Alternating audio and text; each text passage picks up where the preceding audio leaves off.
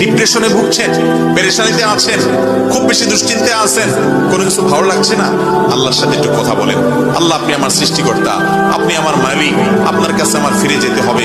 আপনার কত অবাধ্য হয়েছি, কত নাফরমানি করেছি, কত সীমা লঙ্ঘন করেছি, কত নির্দেশ অমান্য করেছি, কত নিষেধ লঙ্ঘন করেছি।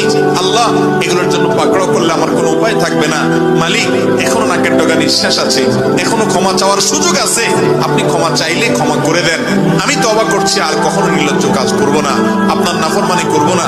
আপনি আমার অমুক পাপটা মাফ করে দেন, তমুক পাপটা মাফ করে দেন, আমাকে পাপ থেকে বাঁচায় রাখেন। আল্লাহ, আপনি আমাকে হেফাজত করেন। আপনি হেফাজত না করলে আমি নিজে নিজে বাঁচতে পারবো না। মালিক, আপনি রহম করেন। আল্লাহর সাথে একটু কথা বলেন। আল্লাহর কসম, সালহাতুস সঙ্গে বুদি দিল খারাস, আজমুদে এক জামানা খাকে বাস।